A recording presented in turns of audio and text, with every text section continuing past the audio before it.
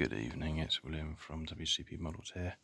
I'm just putting together some of the torsion suspension arms together for our SD.Kfz.251 builds. And what we've got here, if I just show you here, is our suspension arm. And I'm just going to show you how we've designed it.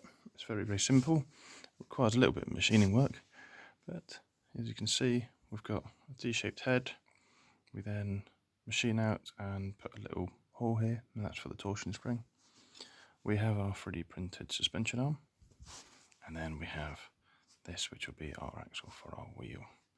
We also have this jig that we've designed that just allows us to put together both the right and left suspension arms for one particular model, and it works quite easily. So I'm just going to show you that here's our suspension arm.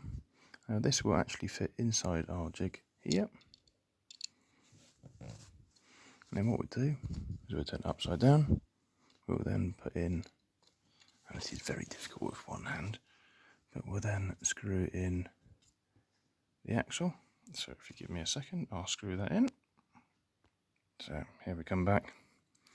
And the reason for putting it in there is just so I've got something to hold it so it doesn't spin around. And we screw that in to set torque. Right, now what we'll do is I'll take our machined bolt thread there, and we'll do the same thing here. We're then going to put this through on this arm, so if you bear with me, I'll put that in now.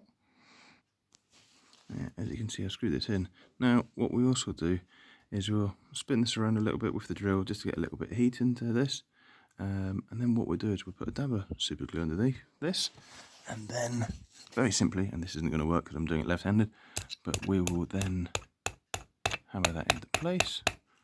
Obviously we'll do it a little bit better than that, but then what we will have when we take it out of the jig is a suspension arm which we can then use for our suspension setup on our 251, and that's how it works. Quite simple little jig to help us manufacture them in batch, and there we have it. Alright, thank you for listening, take care.